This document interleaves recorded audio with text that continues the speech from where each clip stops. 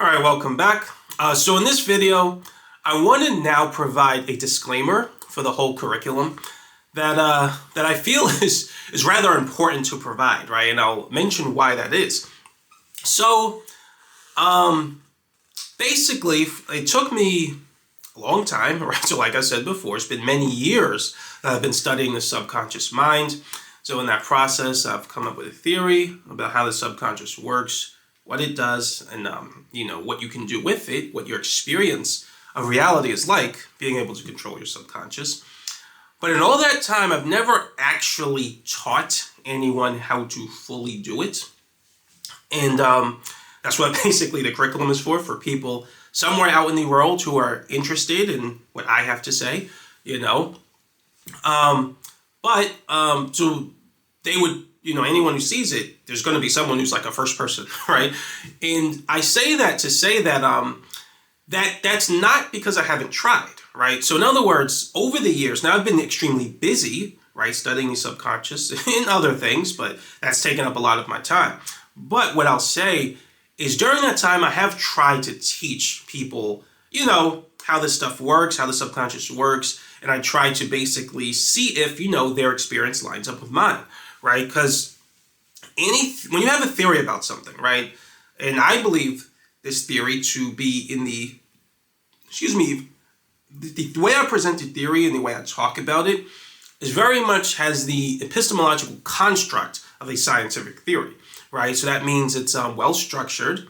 It's based on a set of axioms, but the large body of data is really a outgrowth of those axioms, right? So it's not a continuous series of axioms, right? That doesn't make any sense. That would be a bad theory. So I believe that this theory works, has an outgrowth of a very simple set of axioms. They can be tested and verified and things like that. And I do welcome them to be scrutinized as well, right? Because I've never presented these ideas or this theory to really many people, right? So it hasn't gone through the rigor of being scrutinized as any scientific theory should, right? And so, like I said, if there's anyone out there who is interested in this stuff, right, they would be the first ones to scrutinize it, and I welcome it, right? There might be some things I'm wrong about or some things that I overlooked or, misjudged or something like that.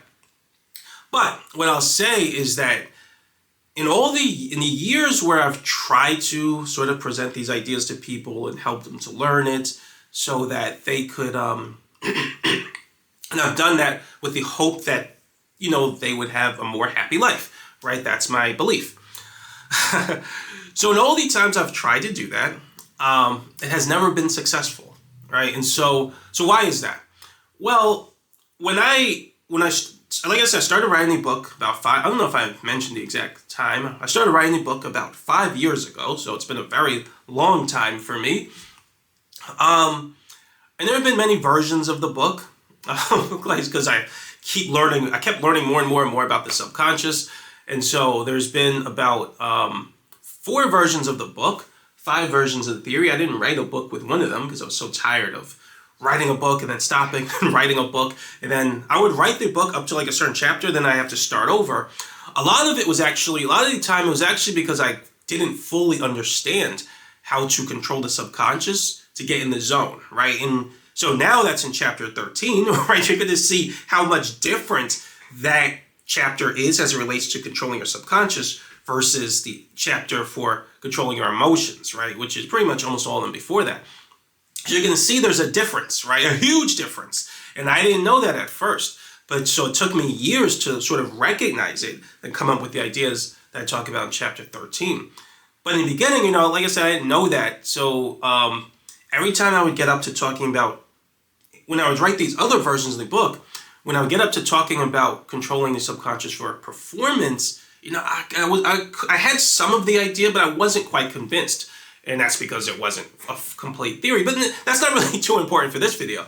So I just say that to say that, I wrote different books over the years, but I would give those books. So these are the earlier versions of the book, mainly.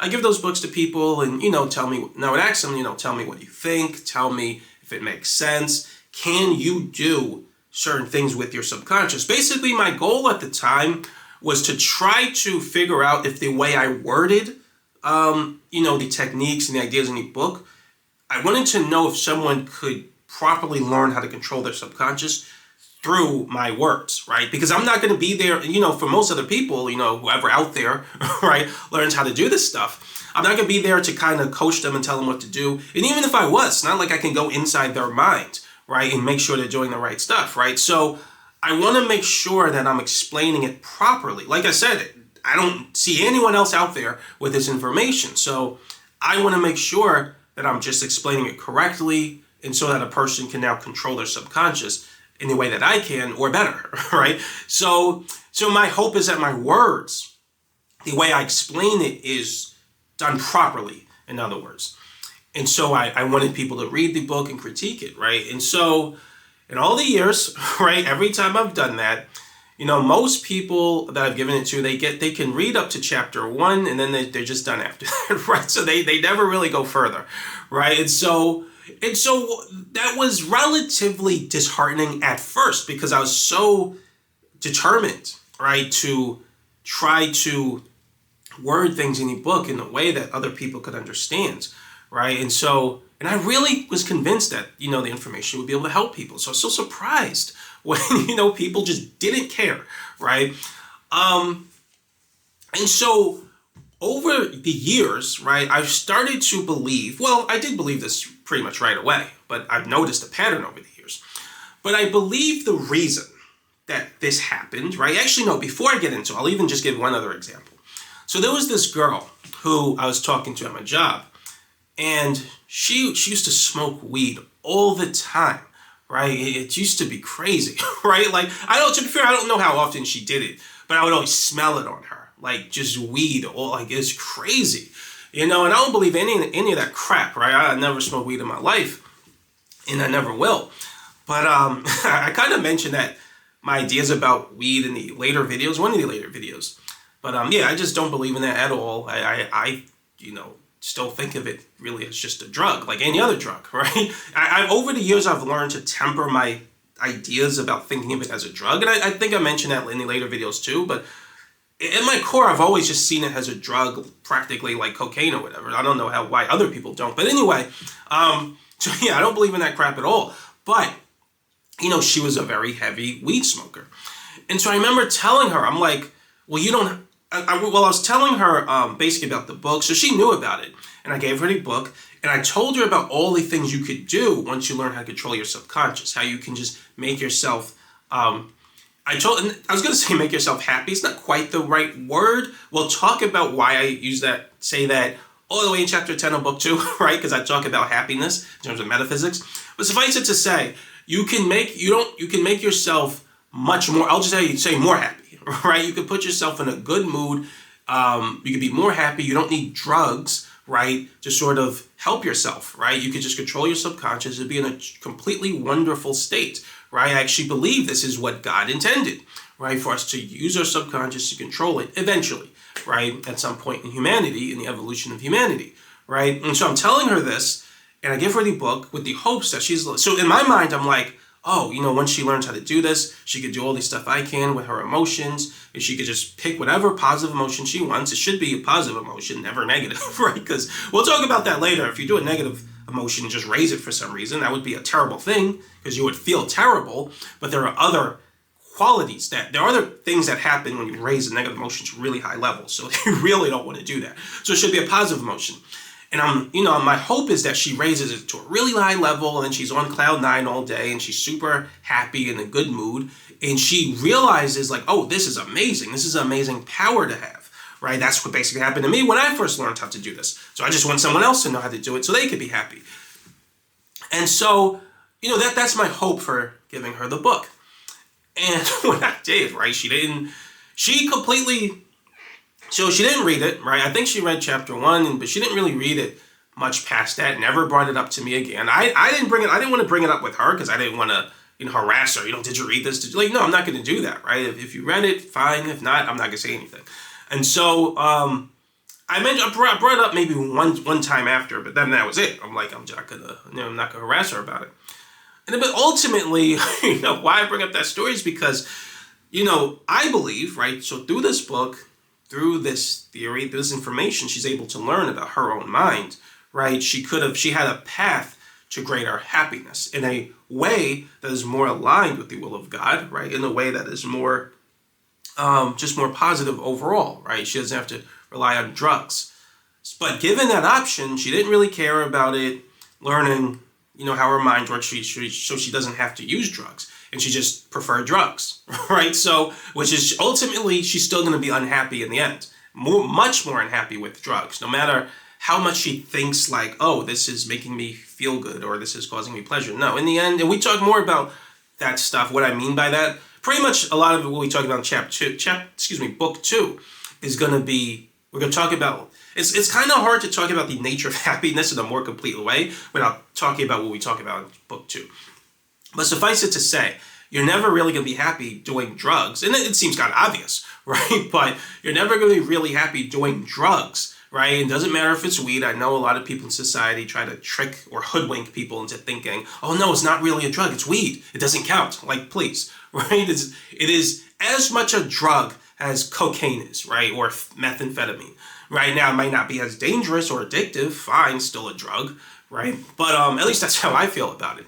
But suffice it to say, she would rather just stick to her drugs and whatever misery, that leads her life to, rather than learning her own mind and how to allow herself to experience a higher form of happiness, right? And I also told her everything basically I told you guys, almost everything, because the theory has expanded and evolved since then. But I told her how you can have a relationship with God, how you can connect to God, feel the presence of God, how amazing it feels, right? And she's like, you know what I mean? And so why do I bring that up? Basically, what I started to understand or believe over the years, like I said, I kind of recognize this almost immediately, right? But I started to believe it more and more over the years when I noticed the pattern. And that's basically what I want to make this video for. So this video is going to be a very important disclaimer for people who are interested, right? So a lot of people might just think of me as some crackpot, right? Who, is making some random theory no one wants to read, right? And, but what I want to say, this is a very important disclaimer that I want to provide. The reason I believe that a lot of these people didn't read the book or they weren't interested after a while. I should mention they were very interested at first because I would tell them all the stuff they can do once they learn to control their subconscious, what it's like, and all types of things. So they were super interested initially. It wasn't like I had to force them. But after they read, like usually around chapter 1, they totally lost interest, right? And so why? Well, the reason I believe is because a lot of them thought that this was a self-help type book. Right? And the way I describe it, it almost seems like a self-help book, right? It seems like it's in that category. And it kind of is, right? So why do I say it that way? Why is it not exactly a self-help book? Well, the reason is because this book and the information I'm going to provide is a lot of theory, right? So it is a lot of theory, and it's going to feel like a lot of work. Probably hard work, right? To study it, to understand it, to put it into practice, right? Self-help books in general are not like highly academic works, right? They're not like college textbooks. You know what I mean? College textbooks, if you're reading a college textbook, like in philosophy or in sociology or in psychology or biology, right? Or math, it's gonna have a very different type of structure, right? It's going to have a highly academic structure, and it's going to take a lot of effort and application. You're going to have to apply yourself to learning it. It's going to be hard work, right? Self-help books are generally not like that, right? They're much more direct, right? They don't always have, some of them might, right? But most of them, I believe, don't have that highly academized or highly academic structure, right? They're more straightforward. They're more easy to read. They're almost fun in a way, right? In fact, one thing I've come to notice about self-help, and I never really took them out, but one thing I'll say I believe about self-help books is that, and I have seen, I've seen self-help books, of course. I've seen them online and things like that. But one thing I believe about self-help books is the problem with them, at least as it relates to what I'm going to teach you guys, is that they're highly inspirational. Right? And what I mean by that is when you're reading them, you feel so inspired, right? And you probably have seen this when you've read certain things about the subconscious mind, right? So you've probably read things that say the subconscious is the source of hidden power or hidden magic. Or if you learn how to unlock the true power of your subconscious, you can accomplish anything or something like that. You've heard these things. Now, when you read tutorials on how to actually do this with the subconscious, you probably noticed they were highly inspirational, right? They would just say things like, you just believe in anything or don't stop believing and you'll always be able to accomplish, whatever you set your mind to. Say this affirmation every single day, keep your mind focused and you'll be able to achieve anything. You notice I'm not really saying much, right? I'm just kind of inspiring you to believe in yourself, right? And that certainly is helpful, right? For sure. But that's not academic, right? That's not a highly academic in well-structured or well-organized theory, right? And that is not what I'm going to do. So, there are many books that do that, right? That just really inspire you the whole time you're reading them. What I'm going to do is teach you a well-structured theory, right? I would consider it to be a highly dense theory, right? And like I said, between book 1 and book 2, right, I would consider it to be a 2-semester course, right? Or 2 semesters worth of work, right? So if you're learning each book in school, each book would take 1 semester, right? That's how much information it is, right? It is a lot of information to learn, right? And so a lot of what I think happens when I tell people about all this stuff and all this stuff you could do with the subconscious, they always think of it that the thing I wrote and the way I'm going to talk about, they always think it's going to be in the format of a self-help book or self-help messages, right? Which you hear about with the law of attraction and in communities that talk about manifesting your heart's. All of it almost always is talked about purely in a self-help kind of way, which is just highly inspirational. It just makes you believe in yourself more. That's not, if you're trying to teach somebody something highly academic, it's not going to be inspirational the whole time, right? So imagine learning quantum mechanics and being super inspired the whole time about how amazing quantum mechanics is. No, right? Now, there are books that are like that, but they're not the academic version, right? So the academic version of the book, the ones physics students, or the physics majors or engineering majors, the one they actually learn is the much harder one, right? The one that is much more full of theory, right? And it's, it is not fun, right? I've studied those books. It takes a long time to learn, whether you're learning, even for me, when I was first learning calculus, right? I say it that way because calculus is extremely easy, but when I was first learning it, it was hard, right? And I had to really apply myself to understanding it. And even when I was first learning quantum mechanics, right? Or physics, even classical physics, they were really hard, right? I wasn't inspired the whole time. I remember when I was studying regular, high school physics, I'd come across all these kinematics problems and force problems and energy problems and things like that. And it was it took so much effort. I had to keep trying over and over and over and over to get it to solve those problems and solve them, and find the right solution to the problems, right? I wasn't inspired the whole time, right? I was a lot of the time, I won't say I had a headache, but a lot of the time, it's how do I want to word it?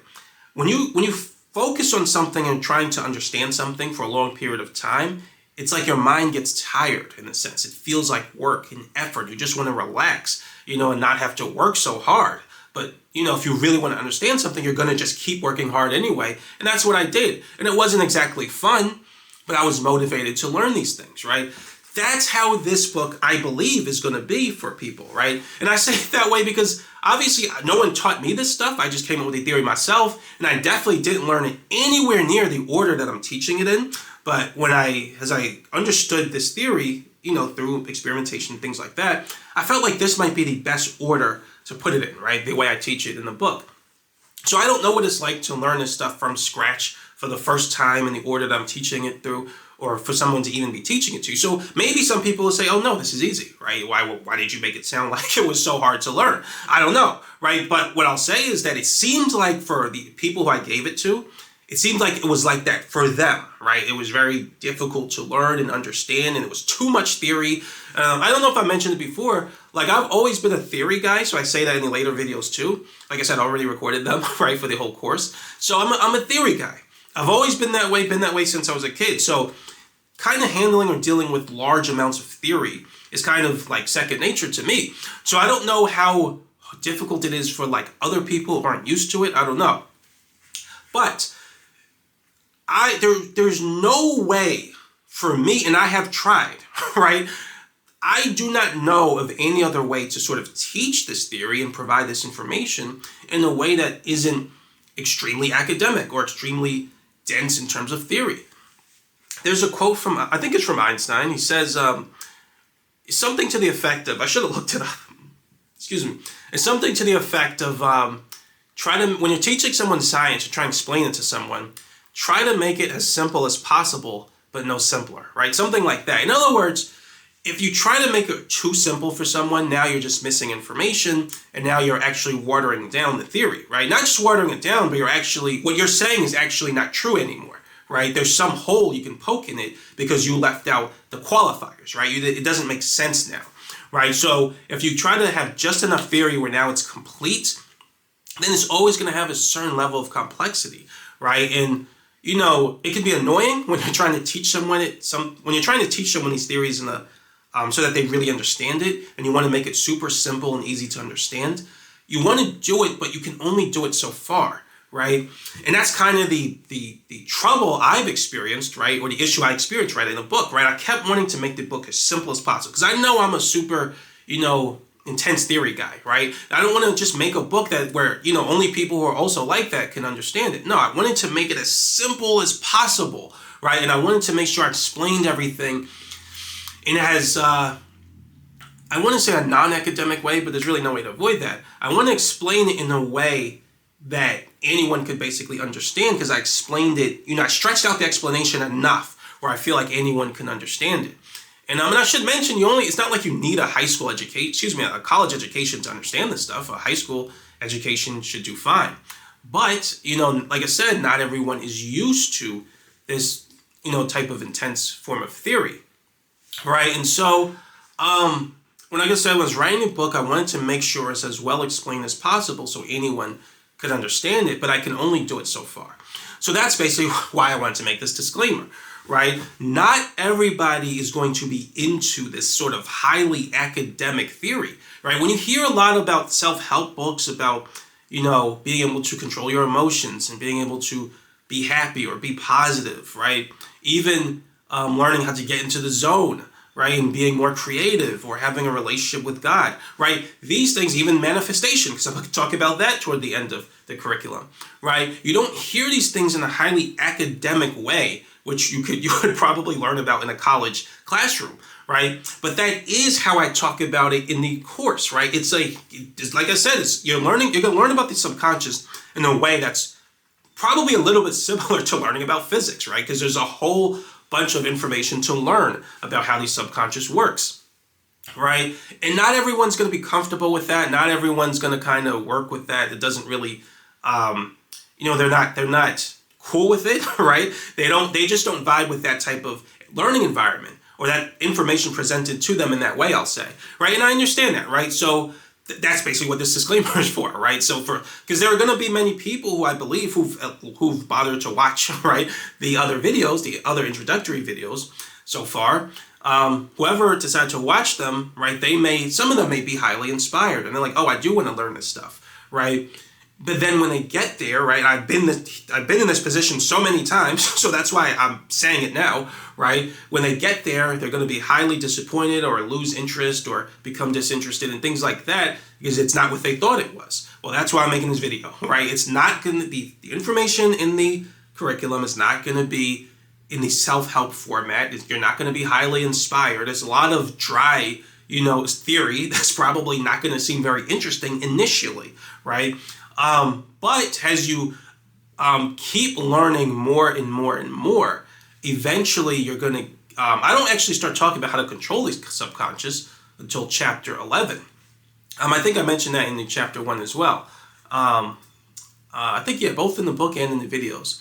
I make it clear, right? I'm not actually, you're not actually going to learn how to control your subconscious in a more direct way until chapter 11. I touch on it in chapter 8, but I don't really go over it until chapter 11 because there's so much information to learn first, right? And so, like I said, it's a lot of information to learn. Not everyone's going to vibe with that, and that's okay, right? There are many other sources of information. I talk about all the topics I talk about, but they don't talk about it in a highly theoretical way.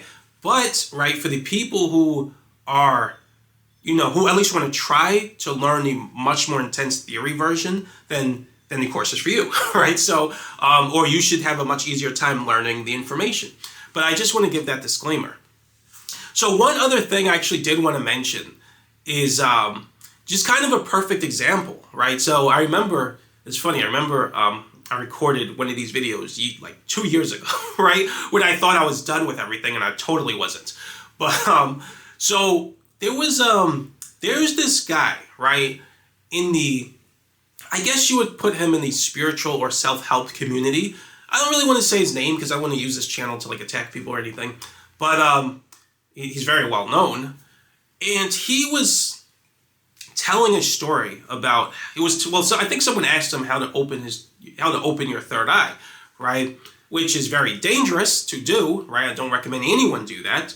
But there's more I could say. Suffice it to say, I'll just say what I said before. You do not use psychic abilities unless you have permission from God. And if you don't, you shouldn't go anywhere near them.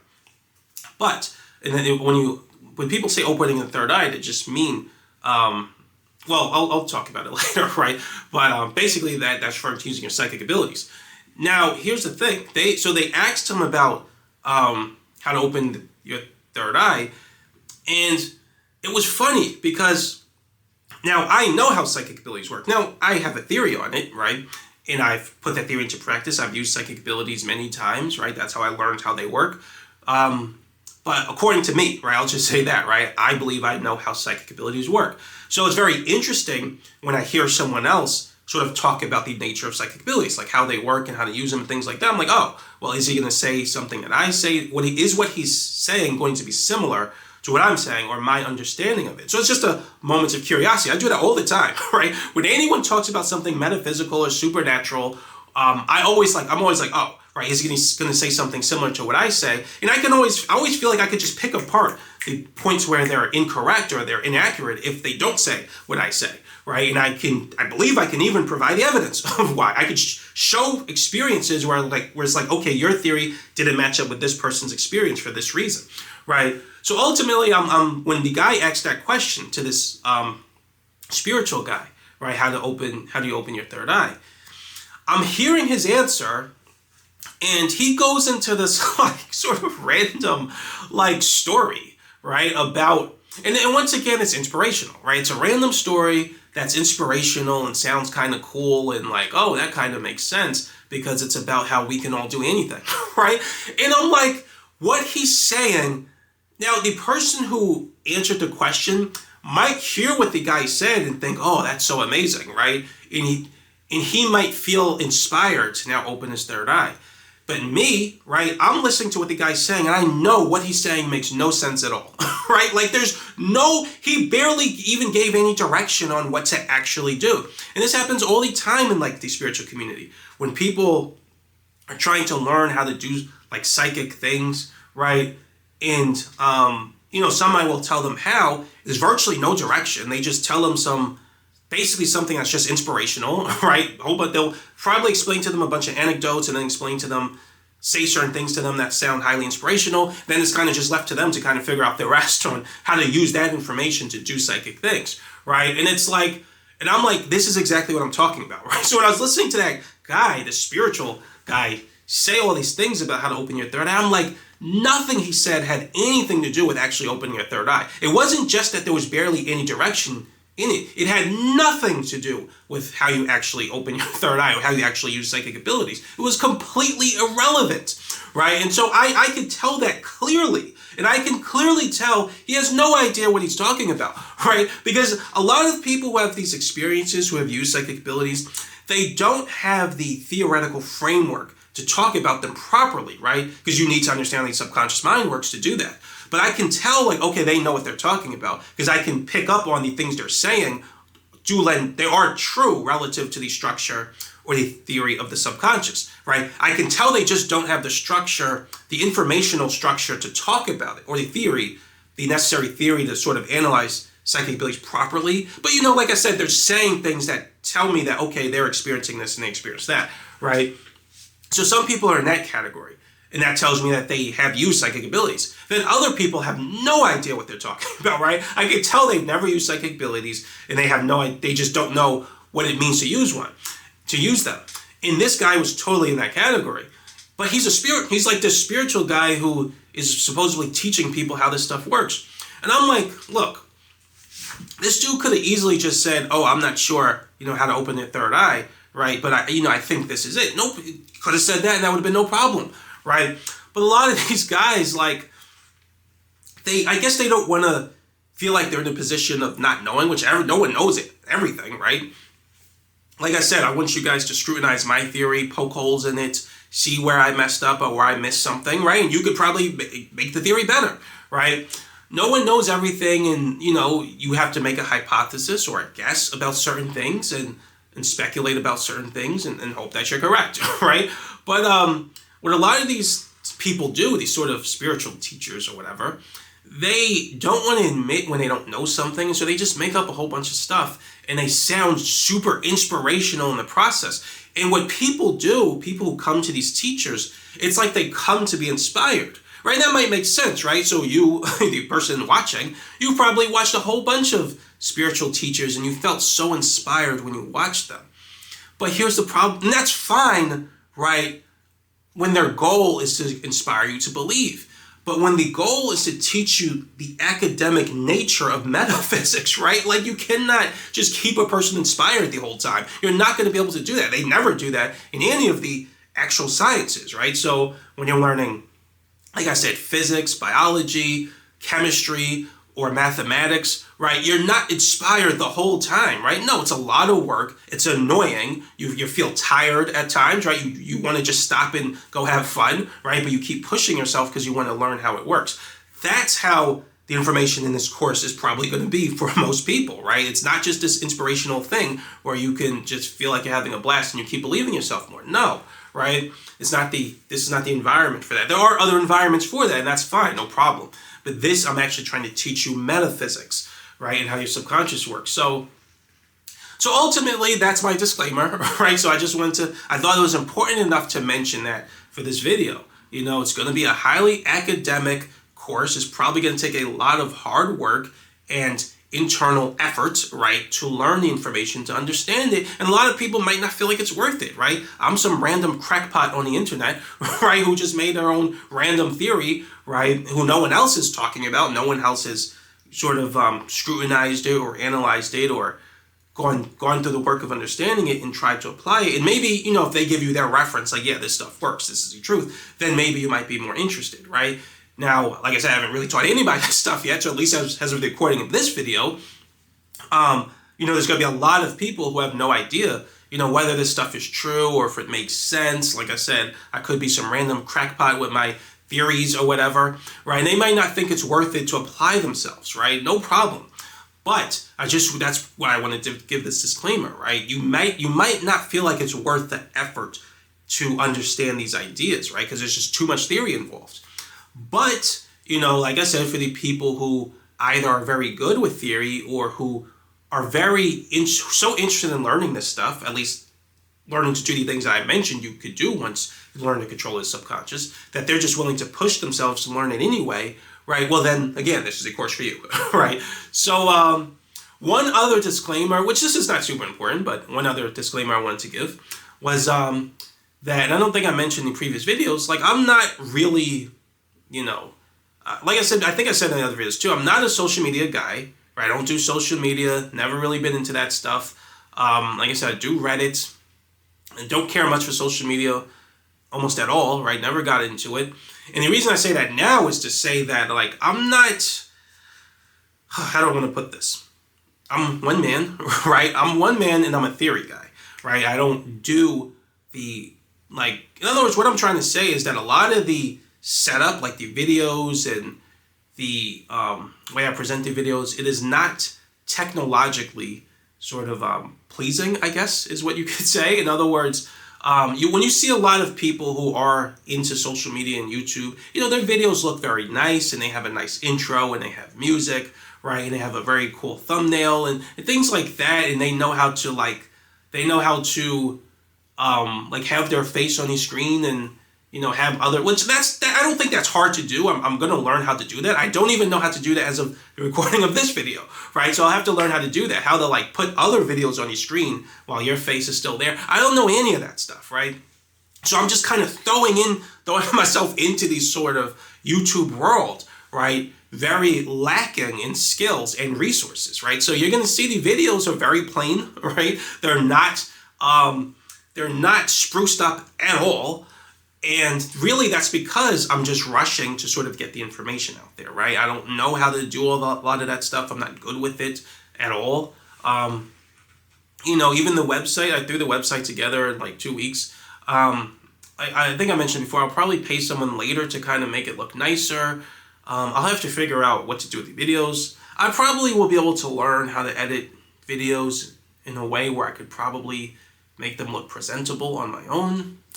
To me, that's going to be a huge effort of work, right? Because I'm not into social media. I don't care about that stuff. So I'm not, I don't even know how to do those types of things. Excuse me, but eventually I'll learn to some degree, right? I don't think I'll ever be an expert at them. But that's another disclaimer, right? So you're going to see the videos are very simple, right? Very bare bones, very homely, right? I think that's the right word for it. But the main thing is just to get the information out. I did learn how to edit words into the video, so you are going to see that. That was a nice thing for me, right? And I learned how to make an intro screen. But yeah, it's going to be very simple, right? It'd be nice if I had someone, if I knew someone who could, learn how to do a whole bunch of interesting things in the videos to kind of, spice it up or whatever, bring it to life more. But I don't know. I don't have those resources. I don't know how to do that. So it's going to be very simple. So yeah, I think that's pretty much it. I'm trying to think if there's anything else I wanted to mention. No, I think that's it. Oh yeah. Actually, there is one other thing I want to mention. This is not really related to the disclaimer though. So in the previous videos, in the previous video I was talking about metaphysics, right? So one thing I forgot to mention. Sometimes I'm just talking and I forget why I say certain things. But I wanted to mention that when it comes to metaphysics, right, there is what I call positive supernaturalism and then negative supernaturalism, right? So negative supernaturalism, let me start with the positive one. So positive supernaturalism is basically using supernatural means to alter your reality, right? And to bring certain things into your reality and things like that, right? So that's basically what manifestation is. Positive supernaturalism but when I say, the reason I use the term supernaturalism is you're basically using supernatural means to do it.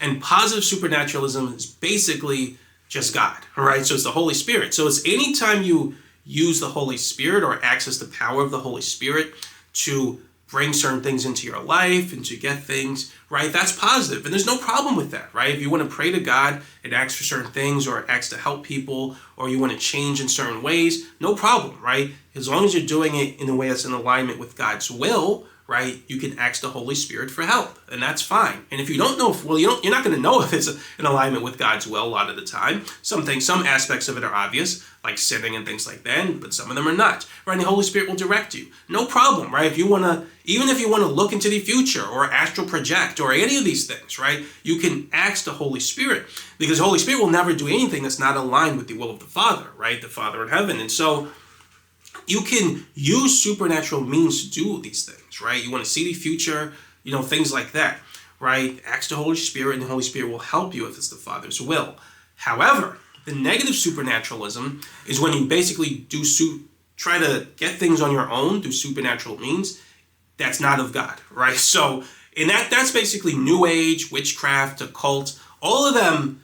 That's what they do. They try to use supernatural means to manifest things into their life and to astral project or see the future or read people's, life path or something like that, right? And when they're doing it without God's permission, now it's negative. So I just wanted to mention, that's another thing I want to mention in the last video, which I forgot to say, is in chapter 10 of book 2, so the last chapter of the book, we're going to learn basically positive supernaturalism and then juxtapose it with negative supernaturalism, right? So I just wanted to mention that, but yeah, so that's it. We're almost done with the intro videos, right? So I just want to cover these topics, and in the next video, there's one more thing I wanted to mention, right, about depression and anxiety, which, yeah, I'll talk about that in the next video, right? So that's my last, the last thing I want to mention, then, you know, the video after that will just begin the curriculum, the course. So yeah, thanks for watching, and I'll see you next video.